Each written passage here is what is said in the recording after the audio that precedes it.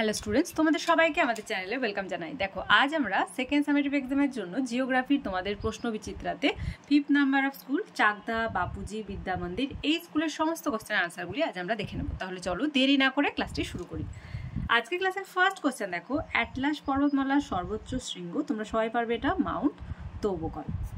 Next one, rail লাইনের ধারে পড়ে থাকা পাথরগুলি আগ্নেয় মানে গ্রানাইট, ব্যাসেল্ট এই ধরনের শিলাগুলি সাধারণত রেল লাইনের ধারে পড়ে থাকে। থার্ড, কালাহারি মরুভূমি আফ্রিকা মহাদেশের যেদিকে অবস্থিত তা হলো দক্ষিণ দিক। ফোর্থ, গ্রস্ত উপত্যকা দেখা যায় স্তূপ পর্বতে। ফিফথ, মিশরের রাজধানী হলো কায়রো। পরের কোশ্চেন দেখো, ভারতের একটি অন্তর্বাহিনী নদীর নাম লেখো। আনসার হবে লুনি। নেক্সট ওয়ান, সিমেন্ট কারখানায় কোন শিলা ব্যবহার করা হয়? দেখো, সিমেন্ট কারখানায় পাললিক শিলা ব্যবহার করা হয়। আমরা টেক্সটে পেয়েছিলাম যে বেলে পাথর, কাদা পাথর, চুনা পাথর হলো পাললিক শিলা। পাললিক শিলা নরম, সহজে ভেঙে যায়। বেলে পাথর ও কাদা পাথর দিয়ে ঘর বাড়ি তৈরি হয়। চুনা পাথরও অনেক কাজে লাগে। সিমেন্ট ইস্পাত কারখানায় চুনা পাথর ব্যবহার করা হয়। তাহলে আনসারটা হবে পাললিক শিলা। নেক্সট ওয়ান, ক্যারাভান কি? আনসার লিখবে, উট সাহারার অধিবাসীদের যাতায়াতের প্রধান মাধ্যম। মরুভূমিতে দল বেঁধে যখন উট চলে তখন তাকে ক্যারাভান বলে। 1 পেজে রয়েছে। তারপর কোশ্চেন, ভিক্টোরিয়া জলপ্রপাত কোন নদীর উপর অবস্থিত? জামবেজি নদীর উপর অবস্থিত, লিখে নাও। তারপর আফ্রিকা মহাদেশের সর্বোচ্চ শৃঙ্গের নাম মাউন্ট কিলিমাঞ্জারো। 3 দাগের ফার্স্ট কোশ্চেন, ব্যবচ্ছিন্ন মালভূমি।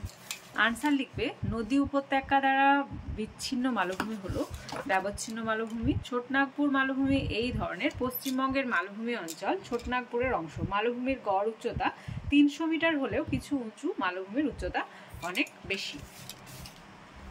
তারপরের কোশ্চেন, বদ্বীপ। আনসার লিখবে, নদীর মোহনার কাছে নদীর বহন করে আনা পলি বালি কাকড় জমা হয়ে চড়া সৃষ্টি হয়। নদীর স্রোত তখন ভাগ হয়ে চড়া দুদিক দিয়ে প্রবাহিত হতে থাকে। ফলে প্রায় ত্রিভুজের মতো বাংলার মাত্রাহীন ব গ্রিক অক্ষর ডেল্টার মতো বদ্বীপ সৃষ্টি হয়। উদাহরণ, গঙ্গা ও ব্রহ্মপুত্রের মিলিত বদ্বীপ সমভূমি। নেক্সট ওয়ান, ওয়াদি ও হামাদা। আনসার লিখবে, সাহারার বেশিরভাগ নদীগুলো আটলাস পর্বত ও মধ্যভাগের উচ্চভূমি থেকে সৃষ্টি হয়েছে। তবে নদীগুলো বেশিরভাগই শুকনো নদীর খাতগুলো হলো ওয়াদি। আর হামাদা কোনগুলি? যেসব অঞ্চল শক্ত পাথরে ভর্তি, বালির অস্তিত্ব চোখেই পড়ে না, তা হলো হামাদা। ফোর্থ দেখো, মধ্যরাত্রি সূর্যের দেশ। আনসার লিখবে, মার্চ থেকে জুন বা জুলাই এই সময়ে Canada, Denmark, Alaska, Norway, Sweden, আইসল্যান্ডের অনেক জায়গা থেকে স্থানীয় সময় অনুযায়ী গভীর রাত্রিতে কিছু সময়ের জন্য দিগন্ত রেখায় সূর্যকে দেখা যায়। নরওয়ের উত্তরে হ্যামারফেস্ট বন্দরে মে মাস থেকে জুলাই মাস পর্যন্ত সূর্যকে রাতের বেলায় স্পষ্টভাবে দেখা যায় বলে একে মধ্যরাত্রি সূর্যের দেশ বা নিশীথ সূর্যের দেশ বলা হয়। তোমাদের শর্ট কোশ্চেন দিয়ে থাকে যে কাকে মধ্যরাত্রি সূর্যের দেশ বা নিশীথ সূর্যের দেশ বলা হয়? নরওয়েকে বলা হয়। নেক্সট ওয়ান, 4 দাগের ফার্স্ট, নিত্যবহ নদী ও অনিত্যবহ নদীর মধ্যে পার্থক্য লেখো। এর আনসার আমি স্ক্রিনে দিয়ে দেবো, সেখান থেকে লিখে নেব।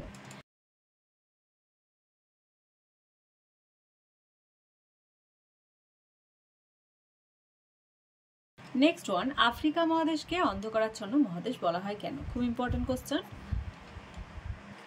আনসার লিখবে, প্রাকৃতিক দুর্গমতা, অস্বস্তিকর উষ্ণ ও আর্দ্র জলবায়ু, গভীর জঙ্গল ও হিংস্র জন্তুর ভয় ইত্যাদি কারণের জন্য বহুদিন পর্যন্ত এই মহাদেশে আধুনিক সভ্যতার আলো এসে পৌঁছাতে পারেনি। এই জন্য এই মহাদেশকে অন্ধকারাচ্ছন্ন মহাদেশ বলা হয়। নেক্সট ওয়ান, সব নদীর মোহনায় বদ্বীপ সৃষ্টি হয় না কেন? আনসার লিখবে, সাধারণত নদী এসে সমুদ্রে যেখানে মিলিত হয় সেখানে নদীর স্রোতের বেগ এবং বহন ক্ষমতা উল্লেখযোগ্যভাবে কমে যায়। এর ফলে নদীর অবক্ষেপণ খুব বেড়ে যায়। তবে বদ্বীপ গঠনের জন্য মোহনায় নদীর সঞ্চয়ের হার সমুদ্র স্রোতের অপসারণ ক্ষমতার তুলনায় বেশি হওয়া দরকার। যদি মোহনায় নদীর বেগ প্রবল থাকে অথবা মোহনায় যদি সমুদ্রের স্রোতের বেগ প্রবল থাকে তবে নদীর পলি বালি জলের স্রোতে ভেসে বহুদূর চলে যায়, ফলে সব নদীর মোহনায় বদ্বীপ সৃষ্টি হয় না। নদীর দৈর্ঘ্য যদি কম হয়, নদীতে যদি উপনদী কম থাকে, উচ্চগতি ও মধ্যগতিতে যদি নদীর ক্ষয়কার্য কম হয়, মোহনা যদি স্থলবেষ্টিত না হয়, জলের প্রভাবের দিকে যদি বায়ু প্রবাহিত হয়, তবে মোহনায় বদ্বীপ সৃষ্টি হয় না। উদাহরণ, পশ্চিম ভারতে নর্মদা ও তাপ্তি নদীতে বদ্বীপ সৃষ্টি হয়নি। পরের কোশ্চেন, নিম্ন প্রবাহে নদীর কাজের ফলে গঠিত যে কোনো দুটি ভূমিরূপ সম্পর্কে লেখো। নিম্ন প্রবাহের ভূমিরূপ একটা হচ্ছে প্লাবন ভূমি আর একটা হচ্ছে বদ্বীপ। ফার্স্ট লিখবে যে এই প্রবাহে উপনদী প্রায় থাকেই না, বরং কিছু শাখা নদী সৃষ্টি হয়। নদীর মধ্যে পলি বালি কাঁকড় জমে নদী অগভীর হয়ে যায়, ফলে বর্ষার অতিরিক্ত জল দুকুল ছাপিয়ে বন্যার সৃষ্টি করে। নদীর দুধারে বিস্তীর্ণ জমিতে বন্যার সময় পলি সঞ্চিত হয়ে উর্বর প্লাবনভূমি সৃষ্টি করে। চীনের হুয়াংহো নদীর নিম্ন গতিতে এরূপ প্লাবনভূমি দেখা যায়। এটা পয়েন্ট করে লিখবে। আর নেক্সট দেবে বদ্বীপ।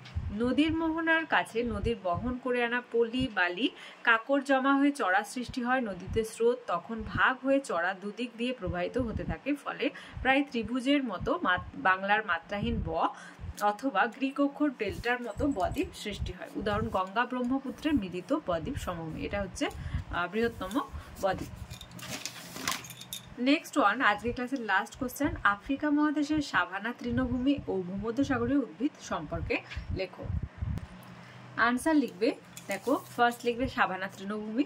নিরক্ষীয় অঞ্চলের উত্তরে আর দক্ষিণে বৃষ্টি কমে যেতে থাকে। গরমকালের দৈর্ঘ্য বাড়ে আর বৃষ্টি হয় বছরে 150 সেমির মতো। মরুভূমির দিকে বৃষ্টি কমে 25 সেমির মতো হয়ে যায়।